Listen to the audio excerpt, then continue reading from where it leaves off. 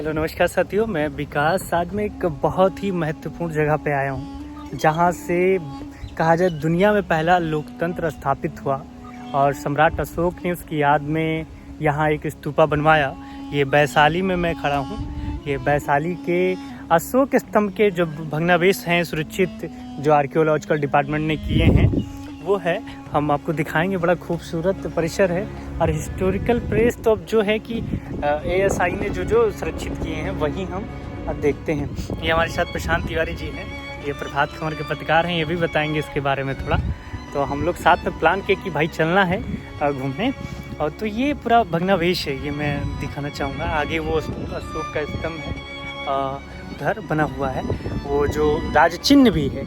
ये स्थान इस लिहाज से बड़ा महत्वपूर्ण है क्योंकि पहले जो भगवान बुद्ध से जुड़ी 8 घटनाएं हैं महत्वपूर्ण उनके जीवन की, उसमें से एक घटना यहाँ पे बड़ी हुई थी। घटना क्या हुई थी मैं बताऊंगा। घटना यहाँ पे ये हुआ था कि एक यहाँ की आम्रपाली, वो कहा जाए कि राज्य नर्तिका थी, तो उनको पहली बार यहाँ महिलाओं को बुद्ध धर्म में एक भिक्षु के रूप में एंट्री मिली। तो भगवान बुद्ध ने यहाँ पे पहली बार महिलाओं को एंट्री दिया इस जगह पे, तो इस लिहाज से यह प्लेस बड़ा महत्वपूर्ण हो जाता है। इसके अलावा वैशाली जब कहा जाए कि जो महाजनपद का दौर था तो उसमें एक बड़ा महत्वपूर्ण स्थान वैशाली का था। बहुत ही विशाल परिसर है। सोचो कि जब यहाँ बुद्ध रहे होंगे और जब वो भिक्षुओं को प्रवेश दिए और एक द्वार खुला, क्योंकि ऐसे समय सोचिए इतने साल पहले, आज भी महिलाओं के बारे में हम लोग कहते रहते हैं कि ऐसी स्थिति है, ऐसा होना चाहिए, वैसा होना चाहिए। वैसे समय में बुद्ध धर्म में जब तक काफ़ी विरोध भी हुआ, लेकिन फिर भी भगवान बुद्ध ने एक ही जीवन में अपने इतने बड़े परिवर्तन लाए कि उसे उसमें कहा जाए कि उन्होंने सुधार किया और महिलाओं की उसमें एंट्री कराई। तो बहुत ही मतलब ऐतिहासिक घटना था वो, वैशाली के लिहाज से भी, भारत के लिहाज से। दूसरा बड़ा महत्वपूर्ण इस स्थान का इस लिहाज से है कि ये जो आप अशोक स्तंभ राज्य चिन्ह देख रहे हैं, ये सम्राट अशोक ने बनवाया। इसका लगभग ये 10 फीट से ज़्यादा है इसका ऊंचाई, और इसको इस लिहाज से बनाया था क्योंकि जब लिच्छवी राजा लोग थे, वो पहली बार लोकतांत्रिक रूप से यहाँ पे शुरुआत हुई लोकतंत्र व्यवस्था का, तो ये उसका प्रतीक भी है ये जगह। तो ये बड़ा महत्वपूर्ण है। ये कुंड टाइप का कुछ है, पानी सूख गया है, नहीं है, बहुत कम लोग आते हैं और एक तो शहरी प्रवेश से थोड़ा भी दूर है ये। तो ये क्या है इसके अंदर ये सारी चीज़ें, ये तो पूरा सूख गया। तो यही इतना बड़ा प्रवेश है, यही भग्नावशेष है जो इस बात का प्रतीक है। बड़ा महत्वपूर्ण प्लेस है कि बिहार में लोकतंत्र की शुरुआत हुई, लोकतंत्र की जर्नी। तो ये जर्नी का स्थान है, शुरू होने का स्थान है और एक बहुत कहा जाए कि ऐतिहासिक स्थान है। हम घूम रहे हैं, ये गुप्ता घाटशाला है। इसके बारे में है कि उस स्थान का द्योतक है जहाँ वैशाली में वर्षावास व्यतीत करने के क्रम में भगवान बुद्ध प्रवास किया करते थे। उत्खनन द्वारा अनावृत इस संरचना में निर्माण के 3 चरण दिखलाई पड़ते हैं। मूल रूप में यह शुंग कुषाण काल में निर्मित एक छोटा चैत्यगृह था जिसमें से भव्य मंदिर का रूप दिया गया। अंततः गुप्तेश्वर काल में अनेक दीवारों से विभाजित करके इसको एक संगाराम के रूप में बर्पाद किया गया। और ये इधर है स्वास्तिक विहार। स्वास्तिक के समान आधार विन्यास वाले इस विहार में 12 कक्ष हैं।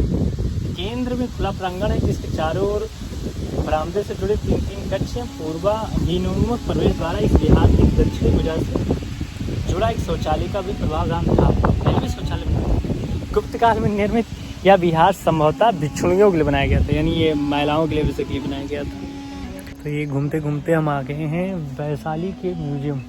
ये वैशाली का संग्रहालय है।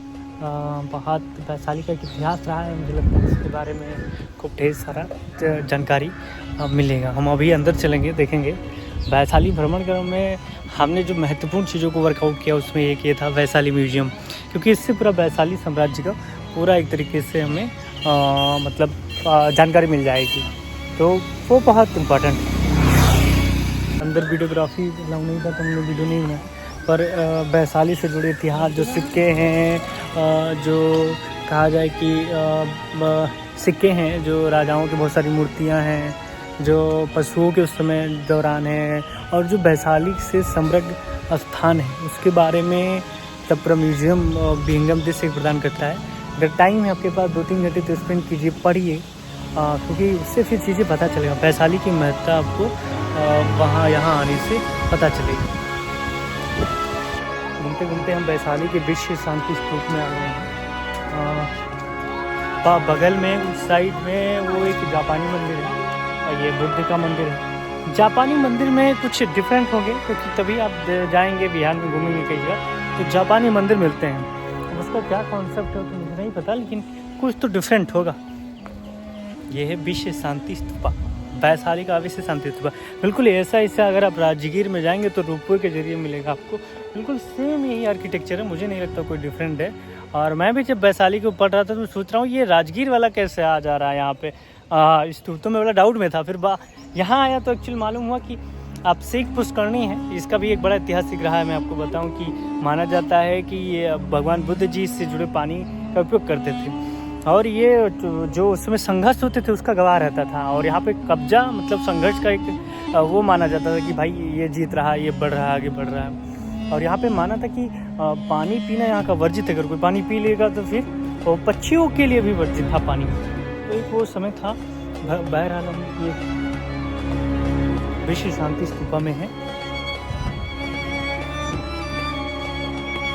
तो वैशाली की यात्रा पर यही पे खत्म करता हूँ, क्योंकि समय कम है, हमें आगे निकलना है, आगे दूसरा कार्यक्रम है। तो वैशाली की जो कहा जाए यात्रा है यहीं पे खत्म करते हैं। बहुत सारी यहाँ पे और सारी चीज़ें घूमने लायक है। अब वो मैं नहीं घूमा हूँ, बहुत घूम चुका हूँ। तो जो नहीं घूमा था वो घूम लिया है, आगे मौका मिलेगा उससे घूमेंगे।